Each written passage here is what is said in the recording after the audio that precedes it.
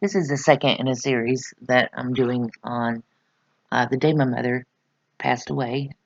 She sent a song to me in a Chinese restaurant. The song she had dedicated to me was Jean, and my son was with me. I had actually taken him to his favorite Chinese restaurant to tell him that his best friend in the whole wide world had died. Uh, so he gave me permission to use his chart, and one of the first things I saw when I pulled his chart and started putting everything into it is that Jeans and Oliver sit right here just behind his ascendant, together at 19.5 degrees, and opposite Chinese sitting on his descendant in Pisces. And he he's very special. He was very intelligent from early on, and it was obvious that he was different. He has a diagnosis of Asperger's syndrome, which is a high functioning autism. Uh, he has Neptune and Uranus conjunct here in his fourth house, which is your home and family, and it is ruled by the moon, and it's the house of Cancer, which he is a Cancer Sun and Venus. Um, but I was gonna sneeze. Okay, so this is also the house of our deep, privately felt emotions, and Uranus can be erratic. It's also our genius, and his is right here near Neptune. This boy can do math in his head, difficult math. It just and he just gets all kind of information from nowhere, and that is actually part of that Uranus Neptune. There's more to it, but so we also have problems, a lot of unexpected things with Neptune related items in our life, from addictions to spiritual, religious fanaticism and mental illness. So yeah. So anyway, so these connect to his midheaven and his emotional foundation and roots. Um, Midheaven's his most public house. It's also his highest aims in life and his career. So he has a special setup of angles, is what these are called, these four main angles, and they are all just about the same degree. That does make for a more difficult life. He has a hard time being around other people and uh, interacting with them, of course, with the Asperger's, people not understanding him. He has a special creative genius uh, in a lot of different ways that other people don't understand. So anyway, back to the story. Um, so his Jeans and Oliver here not only connect to all four of those angles, connects to his transit last name right here, sitting right at his second house cusp Libra, which is other people, um, and people we're committed to in life. So his last name here on the second house cusp is his beliefs. And when the song came on and I started crying and left for the bathroom, he knew what the song was. So his name was opposite Eris, and Eris is discord and strife, and this is the eighth house, which is the death and the contact from the dead and soul contracts with the dead. Eris discord. He has lacrimosa also conjunct with that, and lacrimosa is weeping and tears. I didn't put these in my first video for my chart, but I put in some of the grief just to kind of show. And of course, he shares last name with his sisters, and there was a lot of upset and grief, and yeah. So let's see, we have Gianna and Jupiter here conjunct together right near his restaurant address number, and and they are connecting to his Niobe. Sits right near his Pax, soul contracts. Niobe is weeping, grieving over loss of family, and his Patricia here at 1643. Um, so we have that challenging square there with Jupiter. Jupiter does rule grandparents also, as well as spiritual connection and protection. Um, then we have in transit my son's name, the sun one, 1825. And that's right opposite his Neptune, which does also rule endings as well as the metaphysical. And, that rules this Jeans and Oliver and Gianna. And his Jupiter also in the 12th house. Um, so then we have the restaurant address and Patsy, my mom's nickname, are actually right opposite Euterpe. His natal Euterpe, which is a muse of music, we're opposite the restaurant address and Patsy. So she was sending that song. Isn't that beautiful? Mars and Anubis were conjunct. 1841, 1834, Anubis being the ferryman of the dead to the other world, sitting on his Orpheus, which is haunting melodies. Ninth house, ruled by Jupiter, the grandparents, the spiritual path. Taurus rules our beliefs and self-worth and people we love and value. Lacrimosa and Eris, tears. I said Chinese here on his descendant. Saturn rules grandparents also, the elderly, and is part of our life lessons. He has Lilith conjunct Saturn, which is, besides Adam's first wife, related to magic and to various things. Hang on, to magic, psychic ability, kundalini, intuition. Yeah, so you get the idea. So, let's see, bring that picture back up. So, he's still a little resistant, he's still a little young, he just came through his Saturn return. And Neptune here, sitting right near it. It's now going through his 7th house. We've had all kind of fun. But Neptune is connecting 1647 here to Patsy and the restaurant address. Opposite is Patricia, almost exactly. And Neptune does rule endings, as well as the metaphysical. Venus here is a ruler of his Orpheus, and where Mars and Anubis are. And at 1831, Ceres is the nurturer and caregiver. Like I said, my mom was his very best friend. When he got into Pokemon, she sat and explained to him all the real life animals. She was very much into exotic animals and such, and so she would explain to him the animals they were based upon, and she would listen to him ramble on about whatever his current obsession was that Asperger's has. Um, she had all the patience in the world for him, and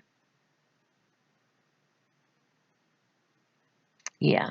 So anyway, I'm just starting to tear up there. And so, of course, Orpheus was right next to Ceres there. I'm also his nurturer, caregiver person as well. And I can't say I have all the patience my mom did to listen to him, but I do my best. So they connect to the restaurant address and his natal from the moment he was born. Also here, 3rd house, his relative Scorpio, ruled by that Pluto, uh, and connected to this 8th house here where he does have spirit. And think that pretty much takes us back around. The moon had just crossed over the restaurant address, and moon being the females in our lives and our intuition. And so I'm going to jump back now over here near Orpheus, this is his Juno in the 8th house, which is can be a very strong and troubling house, but also, related to the death and related to the esoteric subjects in life, creating his beliefs and values. And he had an imaginary friend when he was little. Um, I won't put the name here so he won't be embarrassed, but something I placed in his chart looking a few years ago just out of curiosity. And so it sits right here at his Juno. And the funny thing is, young children are so much more in touch with things that we can't see or hear. And the adults in their life will say, no, no, no, no, no, you're just making it up. That's just your imagination. And so I still want to start plugging in names and see if I can figure out who this imaginary friend was. But it connects here in a karmic quincunx almost exactly to his angel. And, third house is early childhood. Uh, Sagittarius is ruled by Jupiter, which is the spiritual connection and protection. But he was very adamant about his friend when he was young, and of course everybody told him no, no, no. But so anyway, yeah, I just wanted to bring that up. That his imaginary friend's name on Juno soul contracts, 8th house, uh, discussions, communication rather from the other side with those that have passed on, does connect to his angel. It doesn't necessarily mean it's an angel. It's the name of the asteroid, and it describes an imagery of an invisible being. So Euterpe he also has his natal Euterpe very close to it. Um, so being at 15 degrees, anything that's 13 to 17 degrees, very strongly connected to those. Now he does have spirit at 2856, and that connects to uh, transit Gagnero, which of course is me, um, basic me, my mom's name for me, at 2903. And it connects to Kali at 2759 here, and Kali is again related to uh, the magic and electrical vibrations such as that. Right near the galactic center is where it was traveling with Pluto and Karma and yeah. So he has 0 degree nodes of fate. His south node here in Cancer, north node in Capricorn. It's a critical degree. It's more difficult as well, but so it connects to his nodes of fate and to his transit Lilith here, connecting to them uh, right near his natal Karma. The transiting name of the town also connects to that at 121, to his Karma, 12th house metaphysics, endings. We did leave not long after she passed away. Malit is one here also that connects to the town. Malit is anxiety and grief, and connects to the town that day, with Lilith in the middle and his Karma in the middle. So demise at 2856 is actually exactly square to spirit here in the 8th house. Demise being Cancer, family, unexpected endings relating to his 4th house, Neptune and Uranus. Okay, nodes. Da, da, da, da, da, da. So transit Polyhymnia, which is the muse, a muse of music, at 552, actually connects almost exactly to his Sun Y name at 553 in a karmic quincunx. And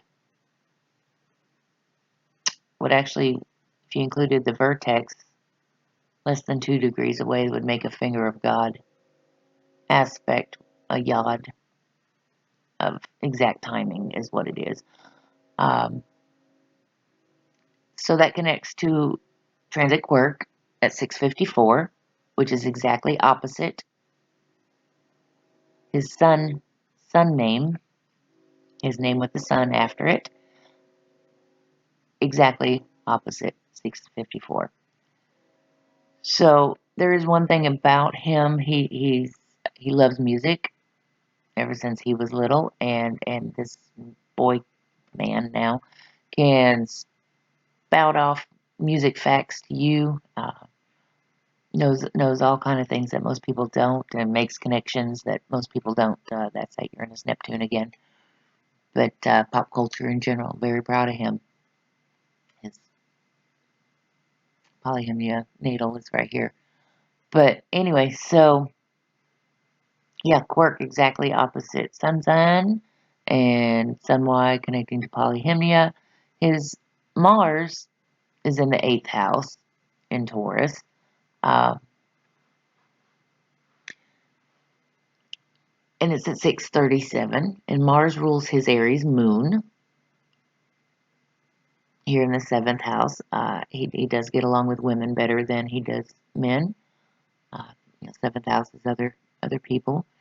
And grieve. Nope. The North Node had just about to cross over his moon here. We'll get to grieve in a minute. So the North Node path of destiny was just crossing over his moon. That would relate to his emotions. That would relate to his female figures in his life, his uh, grandmother and his mother, especially me falling apart. And transit Patricia here at 7:01 and Lacrimosa, which is another weeping and tears at 7:11 were conjunct in the sky. Fourth house, home and family. Capricorn ruling the elderly. She wasn't really that old. She was only 59. But when you're 11, that's old. And Kali, let's see the South Node here. Sweeping through his first house, removing people. We did actually move away and it took a lot out. But the South Node is on his Hecate. And Hecate is, again, the magical psychic being, the connection between the three worlds, uh, related to our intuition and such as well. Okay, I got distracted when I was doing the chart, made a lot of mistakes getting distracted, and I forgot to highlight this one, Niobe, which is the loss of family, weeping, at 5:43, also connects almost exactly to his name with the Y. So that connects in with all the fives and sixes. What else do we have now? His natal China here connects to his sun. He does love uh, Chinese, Japanese things, the Oriental, whether it's food or he's really into Japanese robots. And I charted robot, and it's over here too. But anyway, so I have an obsession. Hush. The town name was connecting there to China, as you can see, and this is Patricia Ann down here at 145, connecting to the town name and to China and to his son in Cancer. She was his light of his life. Um, Miller is here, and this, oh, Spirit is at 105 here. And Spirit is almost exactly opposite his son and Miller together. Okay. Mercury is his chart ruler as well. He's a Virgo rising. So Mercury, and some say Chiron also rules his chart, rules the Virgo. But Mercury is the traditional ruler at 154, of course, connecting to Patricia Ann. And the town right opposite is China. Uh, That rules his third house where Angel and Euterpe and his names are. That's where his Pluto is and the restaurant address. Okay, so Mercury rules all of that. Then we have, I think that's the end of the reds are highlighted there, except for Grieve.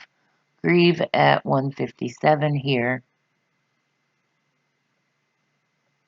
of course, makes a square to his sun, connecting here to China. And Grieve is opposite the town's name. And Grieve is connecting to Patricia Ann, to Spirit, and Miller. All right. So then we have, I forgot Lamea when I was doing all the 2835s that connects almost exactly to Spirit. Lamea is grief and demise, death. His part of fortune is right here next to his quirk. Like I said, he's very, very unusual. Hades was just crossing over that, making a square here to his melancholia. He has that in his first house. He is naturally depressive. Um, it's right here near his ascendant even. It connects to his grief, second house, which is ruled by Taurus and people and things we value. Libra, relationship with other people. Genki had just crossed over it. Pat Miller here at 2320. Pluto at 2540 and Karma at 2506 all connect to those. Oliver at 2526. That does connect almost exactly to Pluto, which does rule the 8th house, and that's all of that is that connection to those that have passed on. And Oliver was sitting on his natal town name. Connecting here in a karmic inconjunct to Genki and Mercury in Cancer, home and family, 11th house. 11th house is technology, things like loudspeakers with music coming through. And yeah, fun. So also connecting to transit genes here, 2419. So you have all those connections here to his part of fortune. Gemini. Uh,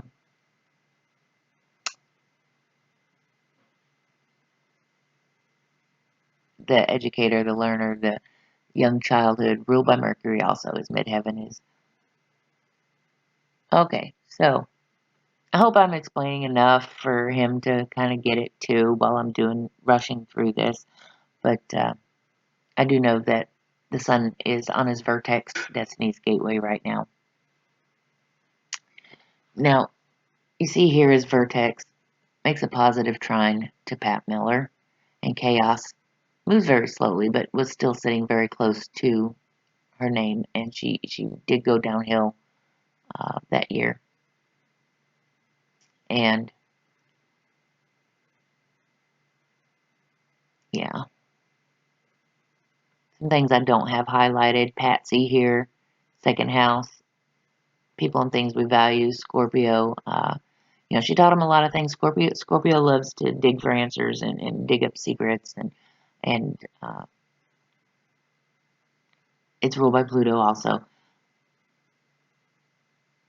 Um, mom brought out her inner child playing with the grandkids, and so Patsy here does connect to his Gagnero, and also, where is it? His name right here, the sun with the Y at 1012, right here next to Melancholia and Lacrimosa in transit. Lamea also very close by. All three of those are griefs. Those are opposite his natal Gene and Patricia at 857 and 808. Those connect to the Jupiter, the connection protection, grandma. Saturn, 811 here, opposite Ceres, the care and nurturer.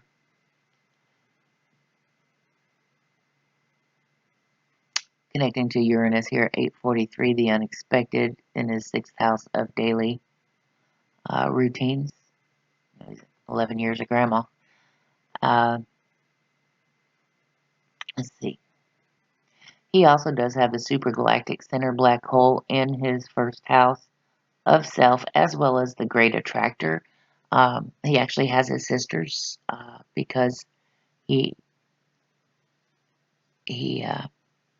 just at the right time, the way their names fall, he wanted brothers and sisters when he was 4, uh, and that did bring females into his life. He has the Aries, that's a Mars cycle actually 4, and a Venus star point cycle, but so anyway, it brought more females into his life. Um, his galactic center black hole is also in his 4th house, home and family. So very connected in for all of that. Just automatically knowing what to do, where to go, more in tune. Like I said, it does pull in with the Uranus and the Neptune here a lot more into his psyche, whether he realizes it or not. So let's see. The Sun and Moon here, 351 and 350, are also connecting to that Pat Miller and chaos. To Phallus, where the cork is popped at something that happens. Opposite is Pat Miller here. And to Transit Gene with the E on the end of it. His natal Anubis also connected to the 28th. I know, I've rushed it trying to get this done, and Gene's connects also to Anubis. Now, his Gene Lee has Juno just right over near it. Again, in this 9th house, ruled by Jupiter, spiritual connection, protection, grandparents, and that connects to that Melancholia and Lacrimosa in his name here. Euterpe in transit, 1249, connects to that Juno. Euterpe is the muse of music as well, another one. But yeah, as you see, as you go around and match them up, that they do just match up. 2101 Miller here also connects to his polyhymnia. Since he was little, I always drove around with lots of music in the car. The boy knows a lot of music. From what he hasn't discovered on his own, I started him out young. He even bought him his own cassette tape with his name. Yeah, it's funny that his 2 names are right here together near each other. That he met a man at work who has a son with the same name, born on the same day. So something definitely was strong going on there. Karmic in conjunct to Mars might be related to it. But anyway, this was for this day, January 24th, 2006, and I'm trying to stay focused, but I think I've just about covered everything. Venus hiding here, connecting to Pat Miller and his Destiny's Gateway, and the Sun and Chiron. China at 2105 connects to that Miller in his chart, and also to polyhymnia at 2110. So that's an almost exact connection there as well. The location, that's a special way I look at things. Of course, connected to Patricia, to her name. And China sitting here on his Ceres. Now, Ceres is also the grains and related to food and agriculture. So, Chinese, that's Chinese, that's the Chinese one, that's not China. Sitting here on Ceres, 5th house of pleasures, and opposite Chiron, his woundings. The Saturn, the elderly and life lessons. Alright, I think I covered just about all of it, and this is getting long. So yeah, just a little peek into how things can happen, and There's a lot more I could add in to show it even more clearly, but you just never know what's hiding in your chart or in the skies that's connecting to what's going on in your life.